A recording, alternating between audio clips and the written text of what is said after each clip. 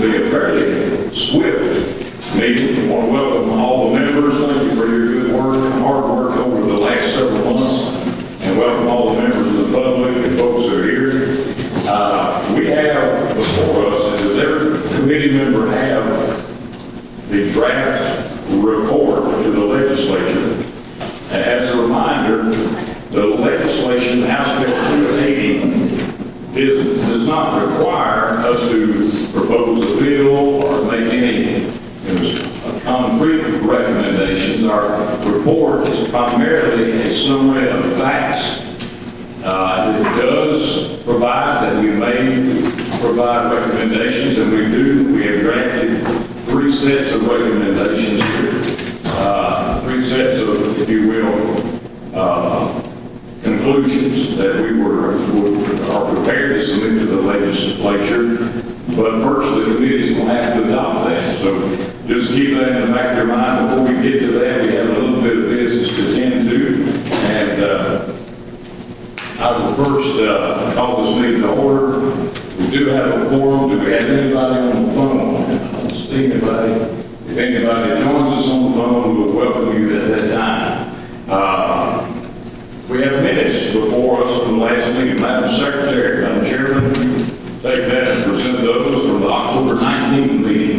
Thank you, Mr. Commissioner. The committee members should have a copy of the draft minutes. I did have an opportunity to talk to Mr. Allen, and with unanimous consent, on page 4, you will see that there were some remarks by Mr. Allen at the October meeting, and that last line with unanimous consent, Mr. Commissioner, I would like to propose that a correction with unanimous consent for that last line.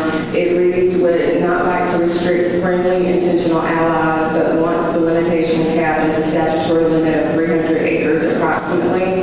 But Mr. Allen brought to my attention that in the last meeting, he said that he does not want. So my proposed amendment, Mr. Chairman, would be that we would just say does not in front of the one. That would be my proposed amendment with unanimous consent of you and the committee. Being a grammatical change, I will entertain that. Do I hear an objection to that? I don't see any, so it is therefore incorporated. And with that, is there a motion that they be adopted? We have a motion. Is there a second? Second. All in favor say aye. Opposed say no. Thank you. All right. Now, one item on our agenda, we do have a committee report, and for the sake of the respect to our guests that are here, there was one primary area in this report that was left uncompleted, and that was with respect to, I'm quoting from the legislation here, the legislation here asks for providing information regarding the extent of and any recent changes in foreign ownership of energy production, storage, or distribution facilities in Mississippi. And for that, our staff have reached out to Mississippi Public Service Commission. Commissioner Brent Bailey is here. Also, Director of the Public Utility Staff, Jim Beckey, is also here. And anyone else that you brought with, thank you. But I would ask for the committee, if you would, allow us to recognize Commissioner Bailey to present their findings. We don't have those in writing yet, but I think they're prepared to give us a little bit of information, either you, Commissioner, or whoever you designate to share with us what you know, if you know, about foreign ownership of energy production, distribution, storage facilities. And with the committee's consent, I will ask that we recognize you and you are recognized. Thank you, sir. Thank you for being here today, Commissioner. Thank you, Mr. Commissioner. Mr. Chairman, thank you for the opportunity to come visit with you all this morning. As you correct, we have Ross Hammond, General Counsel of the Public Service Commission, as well as Mr. Jimmy Charles Beckett, Director of Public Utility Staff. And, well, we've certainly been aware and recognizing the activities of this committee. It was brought to attention that there was a subsection in that regarding energy, and your staff reached out to us. So we've had some conversations, and we want to be as helpful as we can in helping fill that information gap. So one of the questions we had was just really the level of granularity and comprehensiveness that we can provide from our office, working with the staff, commission staff, as well as utility staff, to try to answer that. But I know certainly on the distribution side of things, those are entities owned by public utilities here in the state and would be relatively easily to quantify and understand the ownership side of that. And that's certainly the investment utilities that we're all very familiar with, and we have direct regulatory control over. Storage would probably more or less fall on the oil and natural gas side of the significant amount of natural gas cavern storage we have here in the state, which gives us a significant advantage in that regard. On the energy production side, we certainly have good visibility as far as our public utilities, our regulated utilities, and the systems they own. Where it may be in question, may need a little work done, is our non-public utility generators out there, your independent and IPPs, independent power producers. And certainly in Mississippi's case, the large amount of solar generation that has come into the state in that regard. They are not public utilities per statute. However, we do issue certificate of construction, certificate of public convenience and necessity at the time of approval to allow them to commence construction and interconnect the overall transmission system. And that would require a little digging and understanding that, because there are sell and transfers that occur at times, and in most cases, it's on leased property, leasing that land from landowners to put those projects into place. There may be some share owner, stock ownership from foreign entities involved in some of these private companies, but that's something that we may not have significant visibility into. But we're certainly happy to provide the information that we can that would satisfy the goals and objectives of this committee. And I know you're on a tight timeline, I think December 1 for the final date. But I think we can accommodate that with not relative ease, but certainly meet the intentions and statutory ask they have here to get that information to you. That's very helpful. Thank you so much, Commissioner. Certainly something that we want to include to the extent we have that information available. I'll give you one example. We're going to talk about the report in just a moment, but another related issue was water. So we reached out to MDEQ that does the permitting for water facilities, and basically their information was they're not tracking foreign ownership of any permittee, and therefore they don't have any information about whether there are any foreign interests of water facilities in Mississippi that are permitted wells, etc. So that was their report, and I certainly understand it. You can't find a needle in a haystack. If you don't know, you don't know. But I think, just from my perspective, any information y'all can share, we will take it as you present it in writing, and we will incorporate it into this report, and that will fulfill our duty for the study committee. Do you have any questions on the committee here for Commissioner Bailey or for anyone else? Any questions about energy, production, storage, distribution? All right, Commissioner, anyone else want to say anything? Jerry, I wanted to just mention one thing that you brought up, and that's on the oil and gas storage and oil and gas facilities. The oil and gas board will have that information, not us. Okay. We don't have any of that storage information as far as those fuels. And I'm fairly certain that some of that ownership is not domestic ownership, because there have been foreign companies that have done business here in the state. But to what extent we would have that information, but the oil and gas board will have more. Okay, that's really good. Thank you. Director Beckett, thank you so much. And we'll make a note to reach out to oil and gas for that, whatever information they have, we can include it. All right, any other discussion on the subject of energy?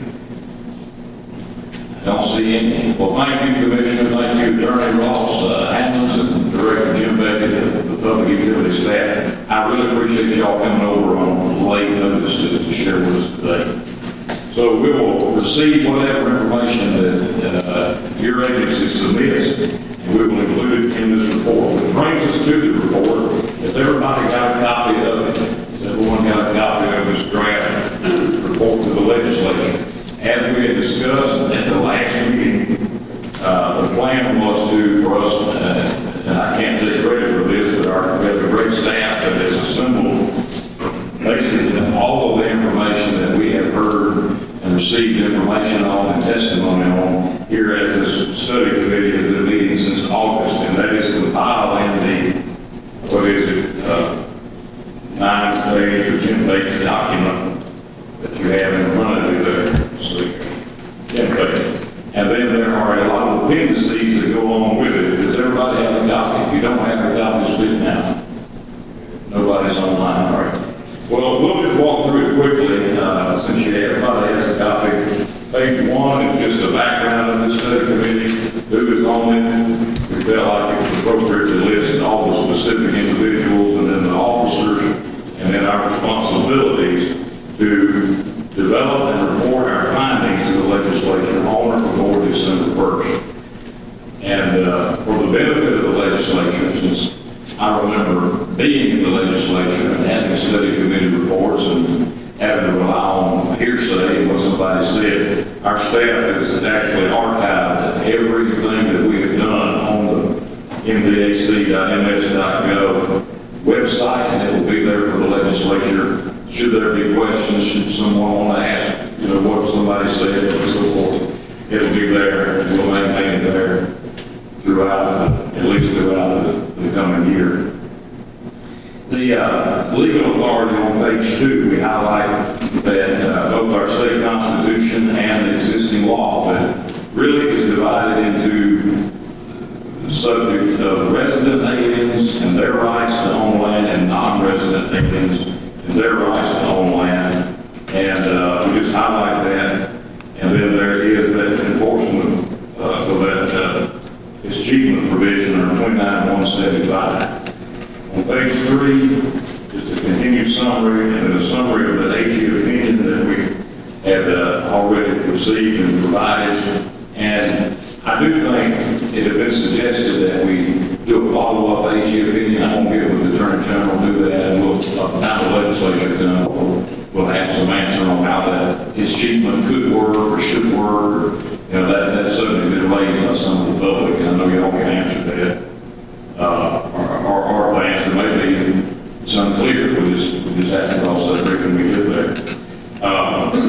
Page 5 goes into the federal legal authority and the federal reporting mechanism that we have, that we really the only information that we have to rely on is through this Agriculture Foreign Investment Disclosure Act, federal law since 1978, and the recent report since 2021. They have not had a report since 2021, but you see that we were listed there, the 2021 reports and uses of land and so forth. Next page is a summary specifically, a very helpful table, I think, that goes back all the way to 2012 as far as foreign held agriculture land. It's one of the items in House Bill 2280 that asks for historical holdings of land for the last 10 years, and so that is there, and it shows the percent change. Page 7 is a national overview of the situation and then the various state laws, and we specifically put in there the fact that Arkansas, having become the first known state to enforce these types of laws, we put a little information in there on that. And the fact that we heard testimony on October 19th from Secretary Ward. Page 8 is the summary of this is what I was alluding to earlier. So Chris McDonald in our office is actually my appointee on the board, the permit board of this Department of Environmental Quality. So he was sort of one person on collecting this information. And you can read that paragraph there.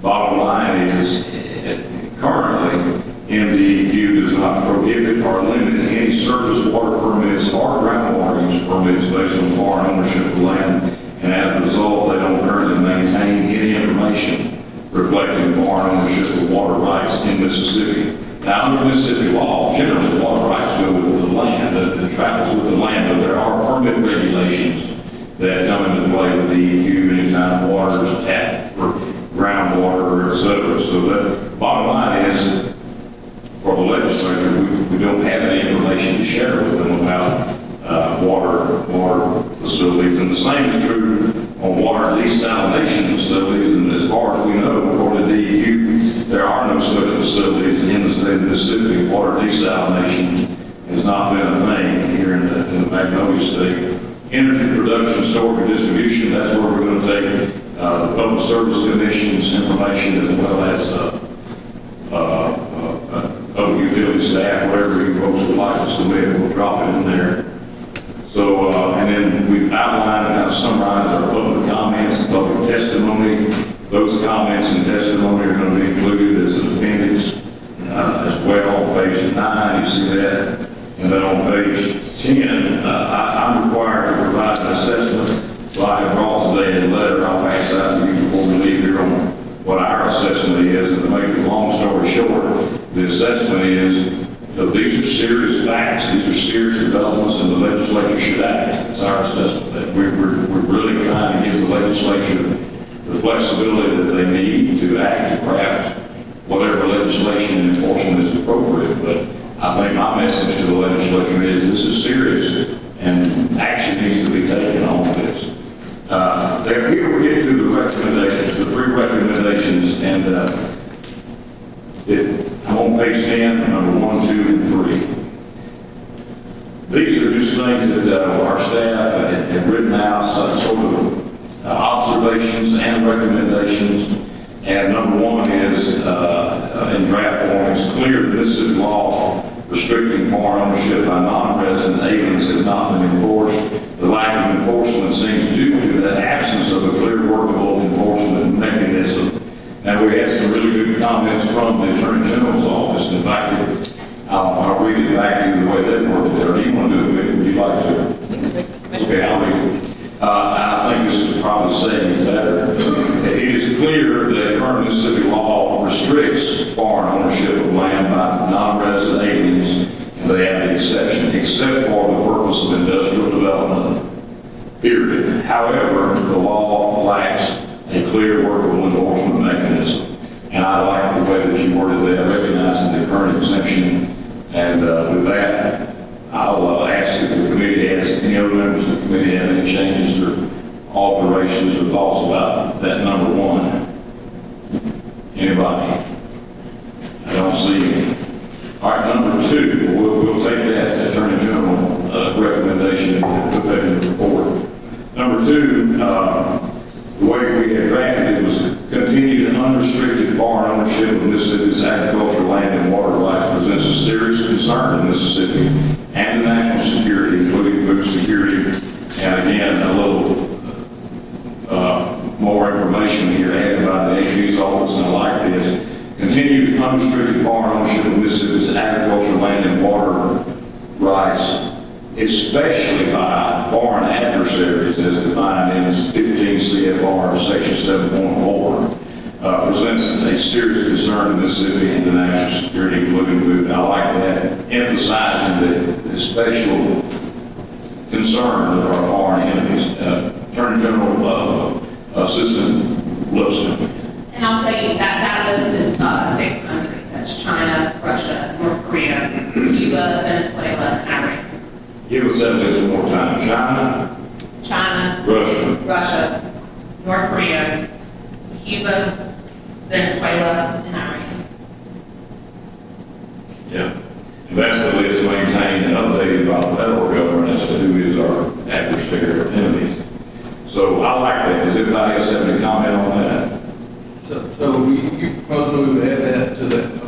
I'm going to get to that in just a minute. We're going to read all that. The proposal would be by unanimous consent to add that, especially by foreign adversaries as defined in 15 CFR 7.4. Everybody good with that? Okay. And then the next one, I'll just go over it. I read and reread House Bill 280, and I tried to find a place that it asked us to produce a proposed bill, and it's not there. It says we're to make reports and findings. And so that's really the nature of what 1, 2, and 3 are. If the legislature had intended that we provide a draft bill, I would have loved to have done that. And we can certainly do that. And to some extent, we've given them lots of examples of bills through the National Ag Law Center presentation. Any of those states could be used as a framework. But what we have done in number 3 is this, to state that the legislature should act to address these concerns. At a bare minimum, the legislature should pass an enforcement mechanism with any appropriate reporting requirements and legal enforcement procedures, along with any exemptions as may be necessary or appropriate tailored to Mississippi needs and based on the experiences of other states. And this is really the important point. And I think if we do this, Mississippi does what I'm about to say will be the leader in this country. That in order to accomplish this, the study committee highly recommends the legislature review and receive guidance from legal experts within the National Agricultural Law Center. I think a lot of states have done work on this. What is it, 27, 28?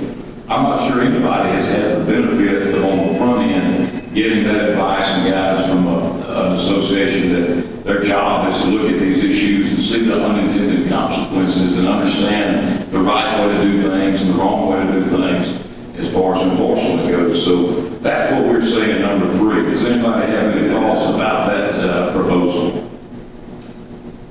Is everybody good with it? If you are, okay, sound good, all right. So I'm going to reread these back, and at that point, I'm going to move that we adopt this report unless you have any other concerns or thoughts or ideas.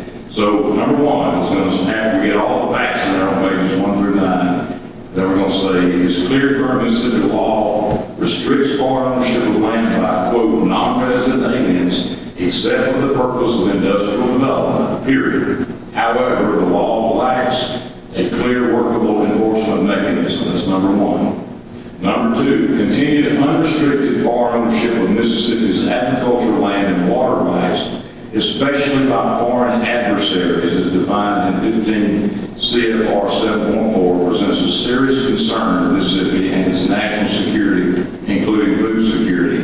And that list, as of today, includes China, Russia, North Korea, Cuba, Venezuela, and Iran. Is that correct?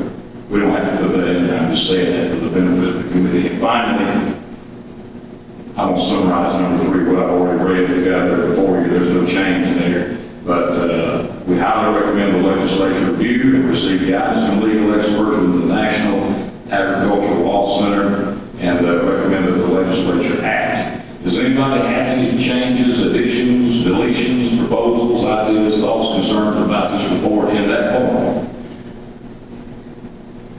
All right, I don't see any. Well, I'm going to make a motion. I guess properly I can make a motion. I will make a motion that the report be adopted with those few changes. Is there a second? Second. There is a second. All right, all in favor say aye. Aye. Any opposed say no. All right, so it's a unanimous report. And I have brought my letter, but the only things that will be added to this are the information that the energy experts are going to provide on the subject of energy storage, distribution, and production. And then my letter that I draw copies, I'll give each one of y'all a copy of this letter, which strongly encourages the legislature to act in light of what this report says. Okay? Any other business on our agenda? Let's see, I don't know of any. I hope I don't overlook anybody or anything. We've adopted the report. Any other business? Commissioner, I'd like to thank you and your staff and Whitney staff for all the good information that you brought forward to us. I think it's very helpful. I thank you for that. I want to thank each of you for serving. This is, the pay for serving on a study committee like this is really great. It's never more than 0. But we appreciate you being here. We appreciate you all attending. Most of you have been here in person every time. We've had 4 lengthy meetings and lots of information. I personally want to thank you, each one of you, for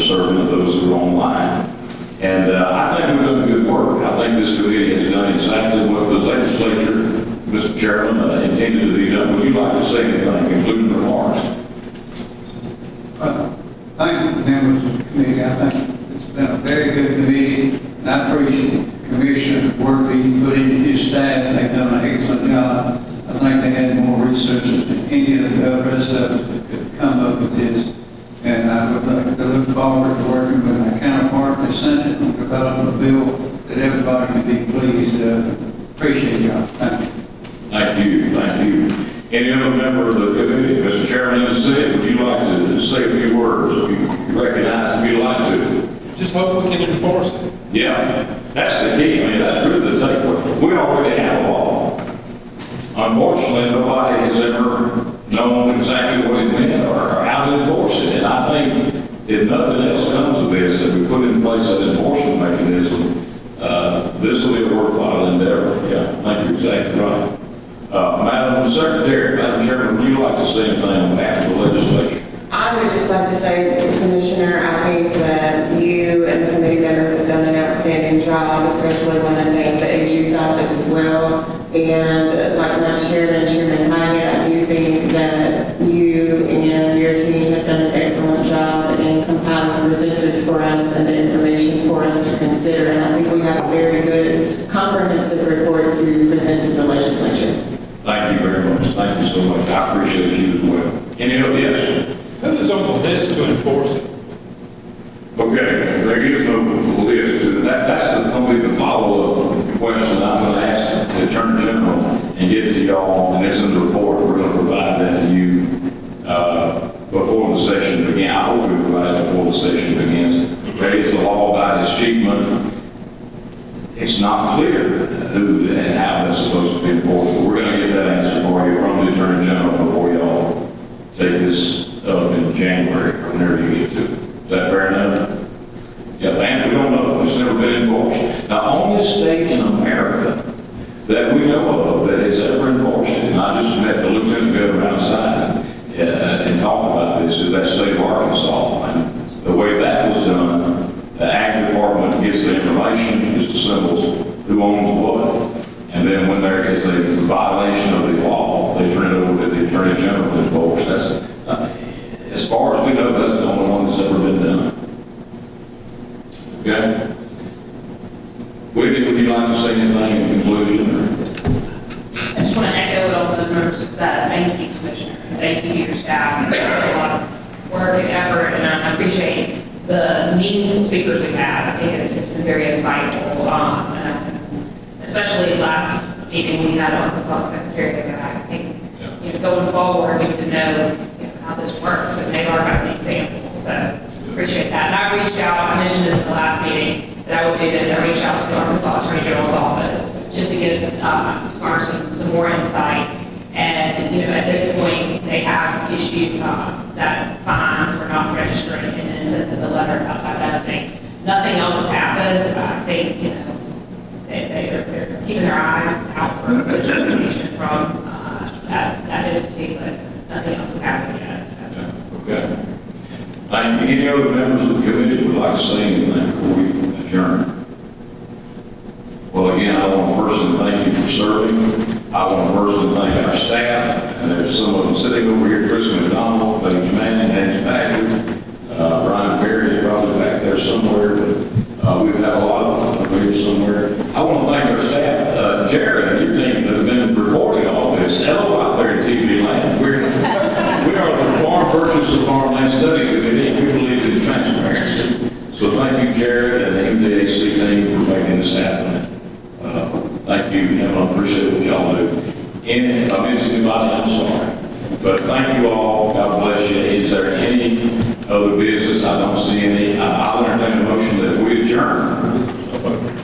I'll entertain a second. And all in favor, whenever you say aye, this will conclude the work of this study committee. All in favor, say aye.